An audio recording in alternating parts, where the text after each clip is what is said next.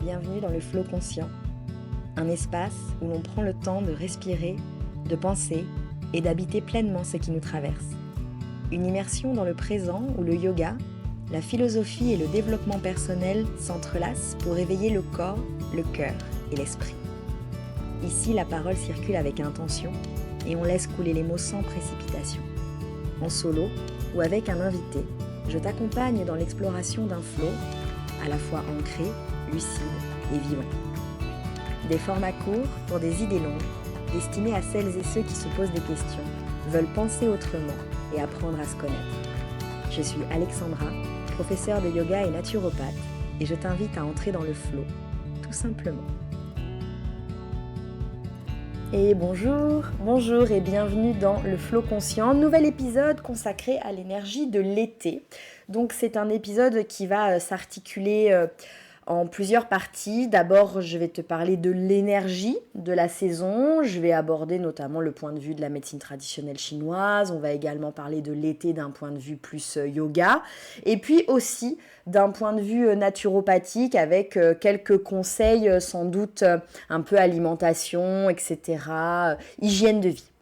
On va sans doute s'organiser comme ça. Donc, c'est la saison qu'on est en train de traverser. Et c'est une saison que l'on associe spontanément à la joie, aux vacances, à la chaleur, à l'énergie. C'est ça l'été dans notre tête, dans notre inconscient collectif. Mais en fait, derrière cette image très solaire, va se cacher une invitation un petit peu plus subtile. Parce que la question qu'on peut se poser, c'est comment profiter pleinement de cette période finalement d'expansion sans tomber dans les excès. Peut-être tu le sais, tu l'observes, peut-être tu le vis, que parfois on a tendance à lâcher la bride, on a tendance à profiter, mais voilà, de façon peut-être un petit peu trop excessive de cette période de repos. Et l'idée, c'est accueillir, oui, toute cette énergie de l'été, mais sans arriver épuisé au moment de la rentrée, parce que là, le challenge en septembre, le challenge, il est conséquent. Souvent, septembre, octobre, novembre sont des mois qui sont un peu chargés. Et si tu crames toutes tes batteries au moment de l'été, tu vas commencer l'année scolaire un peu épuisé, tu seras déjà un peu sur les genoux. Donc, en yoga comme en naturopathie, chaque saison, on considère que chaque saison possède sa propre intelligence. Et lorsqu'on apprend à vivre en harmonie avec l'énergie de la saison en cours, notre corps, notre mental, nos émotions vont trouver plus facilement un équilibre. Donc on va prendre le temps dans cet épisode, je vais t'expliquer comment profiter des enseignements de l'été, on va dire comme ça. Donc c'est une saison d'expansion. L'été, ça représente l'apogée du cycle de la nature. Les journées sont très longues, la lumière est omniprésente, végétation très abondante, productivité de la végétation, tout semble tourner vers l'extérieur. Au moment du printemps, on a une énergie, tu sais, un peu ascendante. On sort de l'hiver, etc. Et donc on sent l'énergie, elle monte, un peu à l'image de la sève qui remonte dans les arbres. L'été, c'est la saison de l'épanouissement. On voit bien les arbres fruitiers, on voit bien dans les vergers, on voit bien dans les potagers. La nature, elle produit parfois de façon extrêmement généreuse et tout est au max de sa capacité, souvent, d'accord ? Nous sommes des êtres vivants qui, malgré les innovations, etc., nous vivons aussi, nous respectons aussi, nous, ce rythme saisonnier. C'est peut-être plus subtil chez nous parce qu'on est moins connecté à la nature, mais malgré tout, on va sentir aussi, chez nous, ce bouillonnement, on va sentir aussi chez nous peut-être cette espèce de volonté d'expansion, d'extériorisation, on va peut-être sentir ça. C'est une période où on va avoir envie donc de sortir, de voyager, peut-être de rencontrer de nouvelles personnes, on va avoir envie de créer, de célébrer, de partager. Cette énergie, elle est naturellement extravertie, tournée vers l'extérieur. Mais comme à chaque fois, l'idée c'est l'équilibre, parce que le risque de l'été, c'est de vouloir être partout, tout le temps, vouloir tout faire et oublier de se reposer. Le conseil, moi, que je donne tout le temps, c'est que l'été, même si c'est le moment de l'année où on te pousse à poser tes congés annuels, où les enfants sont censés être en vacances scolaires, et donc il y a une forme euh, de ralentissement au niveau de l'activité, c'est pas pour autant que toi, tes projets se mettent au repos. C'est pas pour autant que tes envies doivent s'éteindre. Au contraire, très souvent, l'été, ça va te permettre, peut-être parce que tu dégages de l'espace mental, parce que tu vas pas au travail ou parce que tu as moins de contraintes liées à la vie familiale, etc. Ça va dégager de l'espace mental. Et dans cet espace mental qui se dégage, peut-être qu'il y a des projets qui naissent. Et en fait, il faut absolument écouter les projets qui émergent au moment de l'été. Parce que ceux-là sont le résultat d'une longue période de germination, d'une longue période parfois d'introversion qu'on a peut-être plus ou moins subie au moment de l'automne, l'hiver, début du printemps, tu vois. Et là, cet élan, cette espèce d'énergie qui vient de l'intérieur, cette sève qui monte un peu partout, qui vibre en toi, il faut absolument l'écouter. Il faut absolument l'écouter. Et c'est pas grave, même si tu inities, tu crées, tu imagines maintenant, mais que la concrétisation se fait plus tard, quand tu seras retourné au travail, ou quand les enfants auront repris l'école, ou quand tu auras retrouvé ta routine hebdomadaire, quotidienne, etc. Même si la concrétisation de ce projet se réalise septembre, octobre, voilà, cet automne, on va dire, c'est pas grave. Prends note et vraiment remplis-toi, nourris-toi de cet élan. Souvent, c'est quand même assez énergisant, assez dynamisant, assez solaire. Mais par contre, il faut quand même pas oublier de se reposer. Il faut quand même pas oublier de se reposer. C'est important parce que c'est dans notre société, c'est l'été qui est, même si ça semble un tout petit peu contre-intuitif à un endroit, puisqu'on a dit, la nature produit énormément. Donc là, la nature, par exemple, elle n'est pas du tout en train de se reposer, tu vois. Donc si nous, on voulait se fier davantage au rythme des saisons, c'est pas maintenant qu'il faudrait qu'on se repose. Mais la société fait que c'est maintenant qu'on t'impose de poser tes 3 semaines de congés payés. Donc, profites-en quand même, tu vois. Même si tu as envie, même si tu as l'élan, même si tu as des projets, profites-en quand même à un endroit. Puisque le quotidien est modifié, profites-en aussi pour t'octroyer des vraies pauses, des vrais breaks. Selon la médecine traditionnelle chinoise, l'été est associé à l'élément du feu. Alors, c'est pas tout à fait le cas dans le yoga. Dans le yoga, l'été, c'est associé à l'élément de l'eau. Donc, ça peut sembler un peu contradictoire. C'est associé au cœur et à l'intestin grêle, en médecine traditionnelle chinoise par rapport aux organes, à la couleur rouge et à la joie. L'idée du cœur, en médecine traditionnelle chinoise, mais pas que, l'idée du cœur, c'est pas le cœur forcément anatomique, c'est pas que l'organe physique. En médecine traditionnelle chinoise, oui un peu, parce que ça parle aussi des méridiens et de l'organe, mais ça symbolise aussi notre capacité à aimer, à créer du lien, communiquer, relationner, rayonner. C'est comment on se tourne vers autrui, aussi le cœur. C'est comment j'aborde les relations, comment j'aborde le lien à l'autre. Et lorsque cette énergie va être équilibrée, on va ressentir de la joie, une belle vitalité, de l'enthousiasme et une vraie capacité de se relier, de s'ouvrir aux autres, une vraie envie, pas un truc fabriqué et fake. Par contre, si on pousse cette énergie trop loin, si on va en excès là-dedans, on va ressentir de l'agitation, tu le sens peut-être, de la nervosité, difficulté à s'endormir, une fatigue liée à une espèce d'activité mentale, morale, émotionnelle, physique un peu incessante, et finalement la sensation d'être en surchauffe. On a dit en médecine traditionnelle chinoise, l'élément associé c'est le feu. Donc si tu mets du feu sur du feu, on va se retrouver en excès de feu. et donc possiblement un petit problème. Donc, il faut faire attention à ça. En plus, si jamais, dans tes doshas, en Ayurveda, si jamais tu es déjà toi-même Pitta, ça veut dire que tu héberges une proportion de feu importante dans ta constitution ayurvédique, alors là, méga warning. Parce que toi, tu es feu, on est dans la saison du feu, puis on va se sentir un peu dans l'exacerbation. Est-ce que ça existe, ça ? Je ne sais pas. On va observer que cette énergie-là, elle est poussée. Elle est vraiment poussée presque à son paroxysme. Donc attention parce qu'on risque de se cramer là-dedans. On risque de se cramer. Si je regarde les choses plutôt d'un point de vue yoga, alors le yoga va nous enseigner, mais comme en médecine traditionnelle chinoise, simplement il n'y a pas le même nombre de saisons. Mais dans le yoga, on nous dit que chaque période possède un rythme. L'été, c'est tentant d'accélérer puisqu'on s'est dit que c'était une saison où la nature produit et que nous sommes des êtres vivants, comme les arbres et compagnie, et donc on a envie d'accélérer un peu le processus, de s'épanouir, d'être dans quelque chose ou dans la productivité. Par contre, au niveau de notre lien au yoga, on va quand même essayer de cultiver un équilibre entre oui, je surfe cette énergie et en même temps, je cherche un peu la récupération.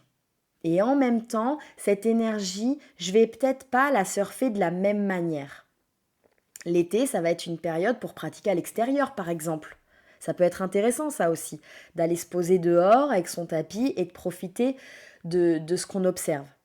Ça peut être l'occasion de respirer plus profondément, de développer, d'aller vers des postures qui cherchent Anahata Chakra, le chakra du cœur, donc cage thoracique, ouverture de poitrine. On va peut-être aussi essayer de cultiver la compassion, la gratitude, la bienveillance, toutes ces qualités qui sont des sous-familles de l'amour, puisqu'on a dit le cœur, tu vois. Pour soi, on va essayer de cultiver ces intentions-là et ces qualités-là envers soi-même, et puis peut-être aussi, du coup, les tourner vers les autres, puisqu'on a vu que l'été, c'était la saison de l'expansion. On se tourne vers l'extérieur. Donc, on cultive ça pour soi et peut-être qu'on en fait bénéficier aussi notre entourage. Gratitude, compassion, bienveillance, voilà. C'est aussi dans cette idée de bienveillance et de compassion, ça peut être aussi le bon moment pour respecter davantage les messages du corps. Lorsque la chaleur est importante, il est parfois préférable de ralentir plutôt que d'intensifier la pratique. Ça ne veut pas dire qu'on ne fait pas. Ça veut dire qu'on fait différemment parce qu'on ne va pas chercher la performance. Surtout, je pense, si tu pratiques un yoga dynamique type Vinyasa ou Ashtanga ou peu importe. Mais si tu pratiques un yoga dynamique où parfois on a tendance à être un peu poussé dans les excès, les flows toujours plus dynamiques, les postures toujours plus techniques, etc., c'est plutôt intéressant peut-être de revenir vers un espèce de slow Vinyasa, tu vois, avec moins d'enchaînements posturaux type chaturanga, chien tête en haut, chien tête en bas, peut-être limiter ce genre de transition-là entre les postures et aller vers des positions qui vont ouvrir l'espace du cœur. Et puis, s'écouter davantage.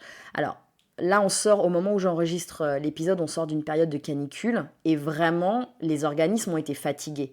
Je le vois chez mes élèves, évidemment, je le ressens chez moi, même si moi, je me raconte l'histoire que j'ai très bien traversé cette canicule parce que j'adore la chaleur. Cependant, je suis comme toi, j'ai passé des nuits vraiment compliquées. Et donc, quand tu dors 4 heures par nuit et que tu dois enchaîner sur une journée qui va être éprouvante parce que t'as pas forcément la clim, parce que dans ta voiture, tu as l'impression d'être un poulet rôti au four et ou tu as l'impression d'être une frite de patates douces dans un air fryer géant, c'est compliqué. C'est compliqué. Si jamais tu prends les transports en commun, j'ose même pas imaginer le désastre. Donc, quoique certains trucs sont climatisés, mais bon, pour autant, c'est quand même, je sais pas, moi je dirais la présence des autres, les odeurs corporelles, enfin tout ce cocktail très ragoûtant, n'est-ce pas? Donc, on a été un peu épuisé. Donc, il faut apprendre aussi à écouter ça, et notamment dans des périodes un peu spécifiques comme les périodes de canicule. Ça veut pas dire qu'on ne pratique pas, ça veut dire qu'on fait différemment. Comment on peut prendre soin de soi durant cette période ? On peut prendre, alors il y a quelques habitudes simples et je vais en développer une ou deux, mais il y a quelques habitudes simples qui peuvent t'aider, qui peuvent nous aider à traverser cette saison avec un peu plus d'équilibre. Donc déjà une pratique sportive adaptée, on a dit, que ce soit le yoga ou autre, mais il ne faut pas complètement s'arrêter, mais il faut trouver comment adapter les choses. Ensuite, une alimentation qui va être de saison. Donc là, la nature est quand même très bien faite, puisqu'on a des fruits riches en eau, des légumes verts intéressants. On peut peut-être aller vers des repas un petit peu plus léger parce que tu observes sans doute que quand il fait très chaud, ta faim fluctue aussi. On n'a pas envie ni besoin de tous ces repas très réconfortants et très riches et très gras, tu vois, on a moins besoin de ça, on en a moins envie, en tout cas ça nous appelle moins. Donc peut-être des repas plus légers. Et puis pourquoi pas profiter aussi des herbes. Hein, c'est la saison là, on trouve de la menthe, on trouve du basilic, on trouve du thym. Enfin, il y a beaucoup d'herbes aromatiques là qui peuvent faire un petit twist dans les assiettes et qui peuvent en plus être très intéressantes au niveau digestif. Bien sûr, j'insiste, mais rapidement, parce que tu sais, j'enfonce une porte ouverte, l'hydratation. L'hydratation va être très très importante, non seulement parce qu'on se déshydrate lorsqu'il fait chaud, mais aussi pour la récupération. Pour la récupération, c'est important de beaucoup boire. Ce qui va être compliqué, ça va être le sommeil, surtout quand il fait très très chaud, parce que les longues soirées là, avec la lumière qui reste avec nous longtemps, nous invitent à nous coucher beaucoup plus tard. Mais qui dit se coucher beaucoup plus tard, si l'heure de ton réveil n'a pas bougé, elle, eh ben, tu vas avoir des nuits beaucoup plus courtes, de fait. Donc, une récupération amoindrie, un moment de repos amoindri. Donc, sinon, pourquoi pas s'autoriser des petites siestes. Voilà, puisque sous la chaleur écrasante parfois de l'été, c'est pas complètement impossible de s'endormir. Attention, hein, attention si tu t'endors sur ton transat en plein soleil, évidemment, mais ça peut être intéressant pour compenser une nuit un peu courte, pour équilibrer une nuit un peu courte, de s'octroyer 20 minutes, une demi-heure de sieste dans la journée. Je reviens juste un tout petit peu sur la pratique de l'activité sportive. Donc je t'ai dit qu'il faut adapter, mais tu peux aussi te diriger vers des pratiques qui se font dans l'eau, par exemple. Je sais pas moi, le water polo, la natation, comment on appelle ça, la gym aquatique. Voilà, il y a des choses, même le vélo dans l'eau. Enfin, il y a des choses qui peuvent être intéressantes. Marcher les pieds dans la mer. Ça peut être chouette. Et puis plutôt pratiquer aussi plutôt sur des horaires où la température n'est pas trop élevée. Donc le matin, on va privilégier le matin. Parce que le soir, même si tu pars tard le soir, quand il a fait très chaud, tu vas sentir que du sol remonte la chaleur. Donc forcément, on va plutôt choisir de pratiquer tôt le matin, juste après la nuit en fait. On va dire qu'après, je vais revenir sur des notions un peu plus naturopathiques. Mais en termes d'énergie et de symbolisme, peut-être l'été, c'est aussi une bonne période pour, comme on est naturellement poussé vers l'extérieur, ça peut être intéressant de se dire, est-ce que je suis capable de continuer à m'écouter au milieu de toute cette vibration, de toute cette agitation? Est-ce que je remplis mes journées avec des choses qui me font du bien, qui me font plaisir, qui me nourrissent, ou est-ce que j'arrive comme, enfin, ou est-ce que je blinde en fait ma journée? Tu vois, je fous au chausse-pied des trucs, tu vois. Ça peut être intéressant de se poser cette question. Par exemple, quand on est beaucoup tourné vers l'extérieur, ça peut être chouette de se poser cette question. Mais tu vois, je pensais à un autre truc. Est-ce que ce que tu mets dans ton quotidien te permet de te sentir pleinement vivant, pleinement vibrant, un peu à l'apogée de ton année. Tu vois, si je devais prendre, hop là on dézoome, je prends un pas de recul et je me dis, puisque là le solstice est passé, donc je me dis à partir de maintenant, tout doucement, tranquillement, on retourne vers la saison sombre. Ok ?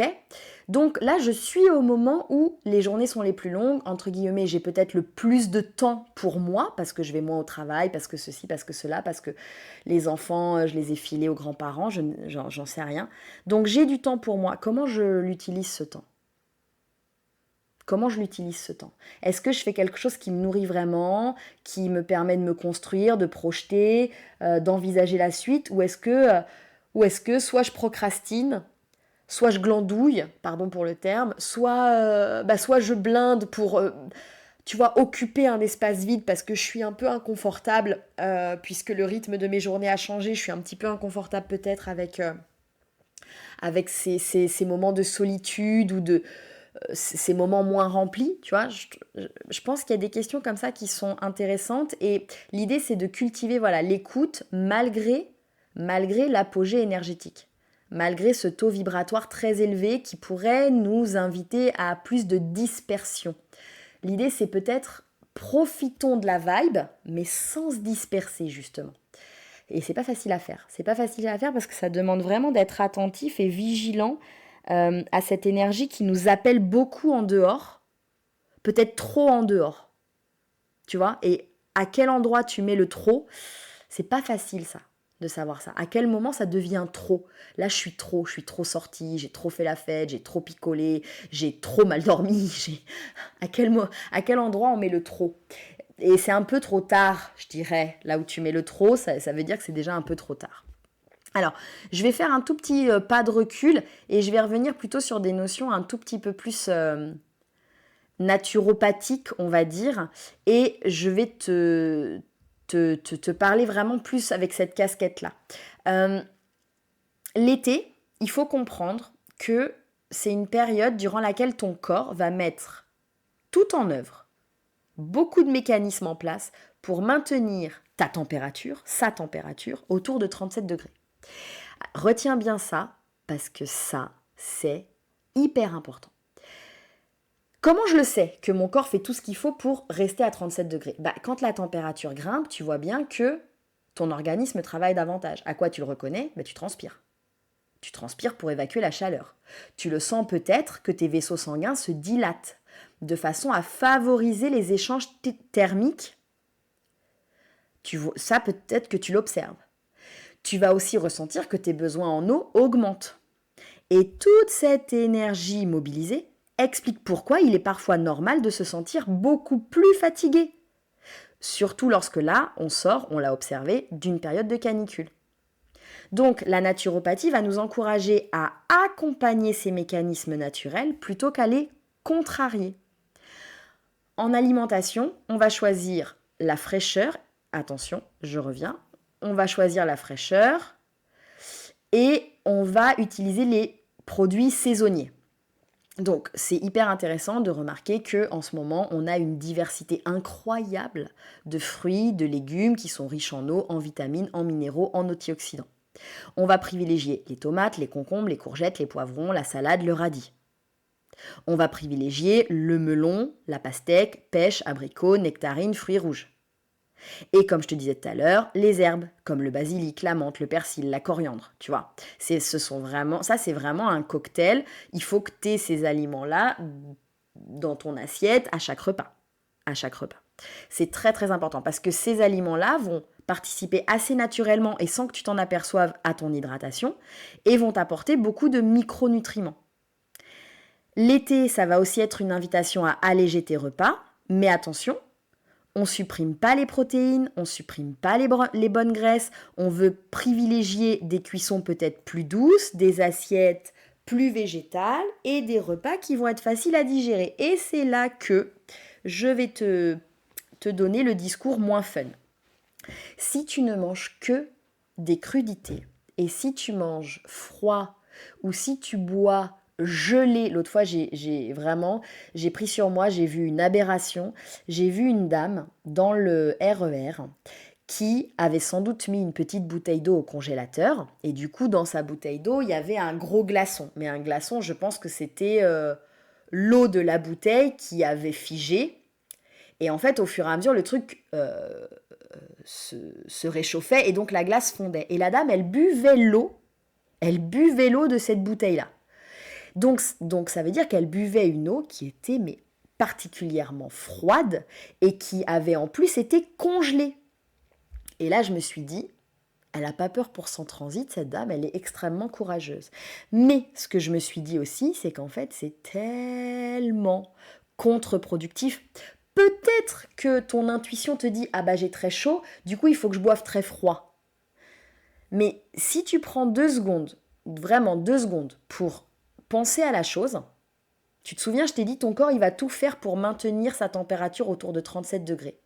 Donc si tu as très chaud, il va transpirer. Mais si tu ingères des aliments très froids ou si tu bois très froid, ton corps, il va faire la même chose. Il va essayer de rester à 37 degrés. Ça veut dire qu'il va dépenser de l'énergie pour réchauffer, c'est pas un peu idiot quoi, pour réchauffer ce que tu es en train de boire ou de manger. Contre-productif.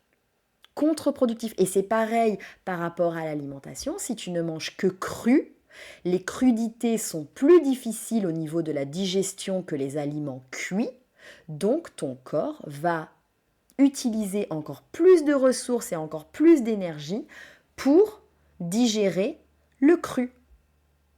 C'est contre-productif. Parce que toi, tu veux pas dépenser plus d'énergie puisque tu es déjà au bout du roule.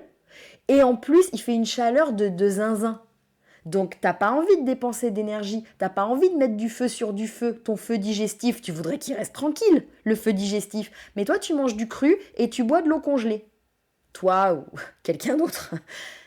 Ben non, ça va pas marcher. Puisque ton corps, il va fournir l'énergie pour mettre ça à 37 degrés. Ça marche pas. Si tu veux manger froid, déjà, il faut plutôt manger frais, pas froid, il faut manger frais. Et ajoute systématiquement dans tes assiettes de crudité, ajoute systématiquement des légumes cuits que tu peux manger froid. Mais des légumes cuits, des poivrons que tu auras fait cuire au four, des haricots verts que tu auras fait cuire, du fenouil que tu auras fait cuire et laisser refroidir. Il faut absolument des courgettes que tu auras fait cuire et que tu utiliseras ensuite en salade. Il faut absolument ajouter du cuit dans ton cru. Sinon, tu vas provoquer une réaction au niveau de la digestion et ça va créer plus de chaleur. Voilà, donc je ferme cette parenthèse, mais c'est important pour moi de le dire. Alors, l'hydratation, effectivement, on boit beaucoup en été. On boit beaucoup en été parce qu'en fait, on a la sensation de soif. Mais on le sait que cette sensation de soif, elle n'apparaît que quand on est déjà en début de déshydratation. Donc c'est déjà un peu trop tard. Donc l'idéal, c'est de boire tout au long de la journée, par petite quantité, pas forcément là d'un coup attendre d'être assoiffé et de se taper 1 litre d'eau comme ça au goulot comme un mort de soif.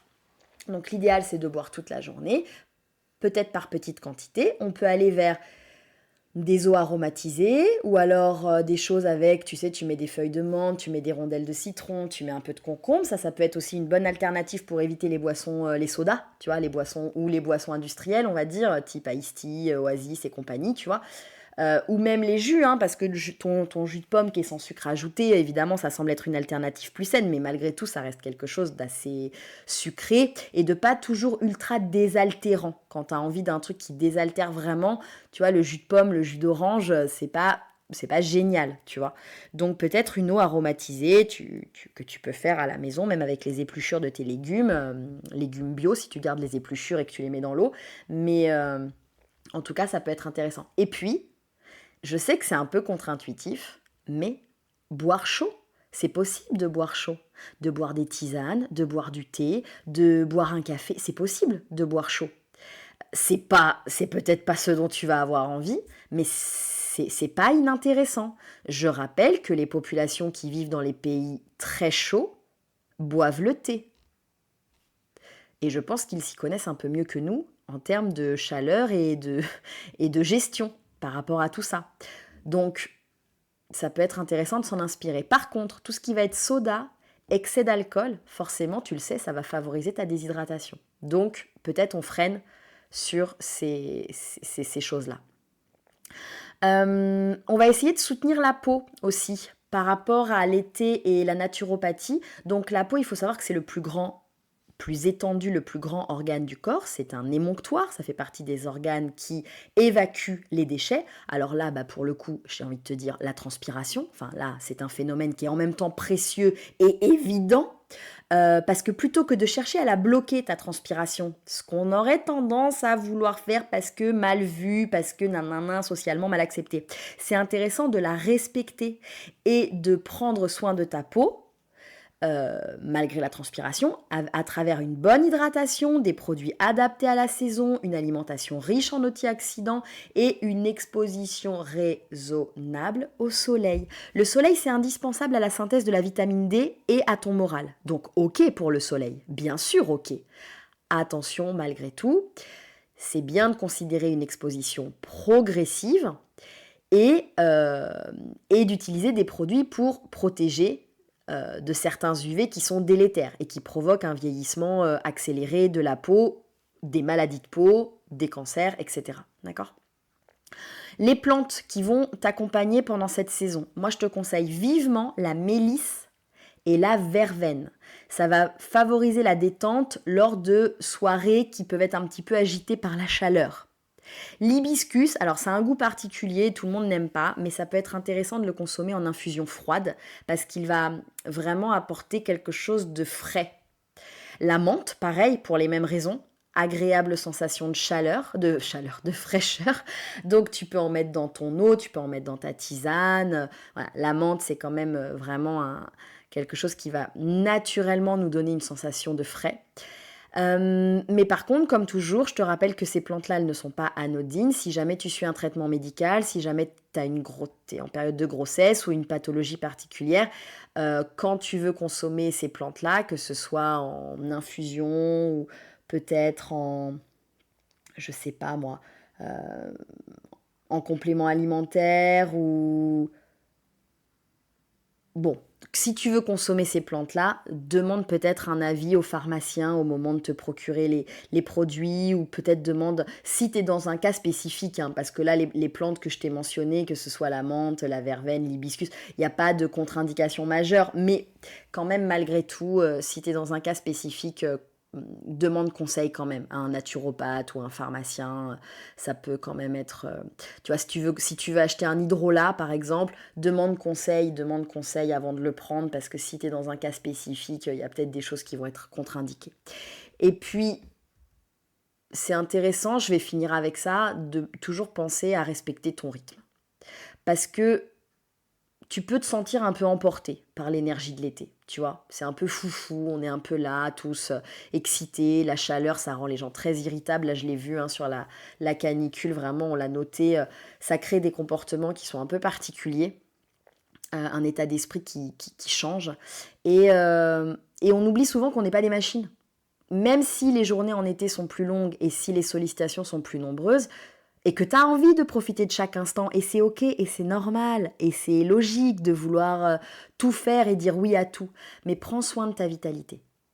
Prends soin de ta vitalité, accepte de faire une sieste, accepte de te poser pour lire à l'ombre d'un arbre, accepte d'aller faire une balade le matin de bonne heure, de contempler le coucher de soleil tout simplement, ou rien faire, juste rien faire. Le repos, c'est jamais une perte de temps.